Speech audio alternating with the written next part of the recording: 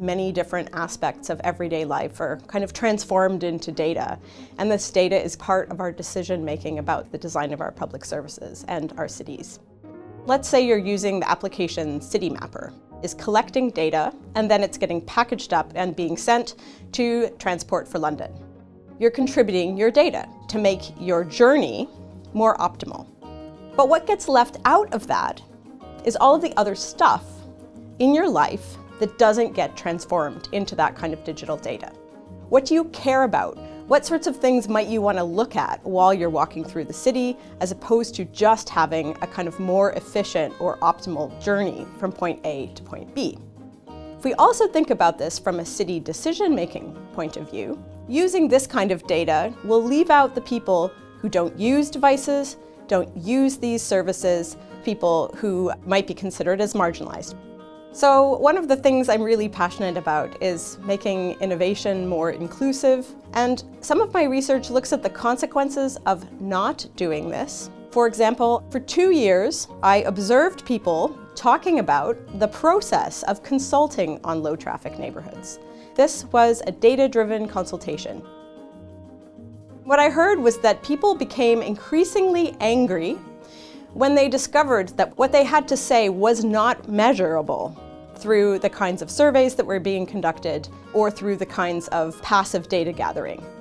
People went from being frustrated about not being represented in the data to trying to collect their own data, to becoming increasingly suspicious of elected officials, to becoming directly racist and sexist towards elected officials. The dynamics of polarization and the dynamics of populist sentiment were building because feelings were not welcome in the consultation process.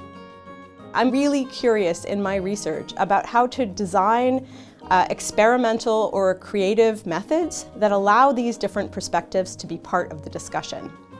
I've been part of a project called Rewilding the Night, and we've done night walks with a range of different people to explore a different kind of innovation, which is lighting. And we listened to people while we walked about safety at night, about what kinds of urban experiences feel good, and also about what kinds of other perspectives might be part of our decision-making about something like lighting in a city. And those other perspectives might even include, what does light do to animal inhabitants of the city? And we thought about how these different perspectives and feelings might come to shape decisions that might be made in future. So we have a lighting designer on our team. But most importantly, to help people feel heard and safe and curious about having a new kind of experience. The benefits of more inclusive design are that the technology is going to be more valuable for more people. It's going to be more acceptable for more people. You need to have a range of voices present so that you can understand why and how a context matters and how a particular innovation needs to connect with the knowledge, the practices, and the experiences of the people who have to use it.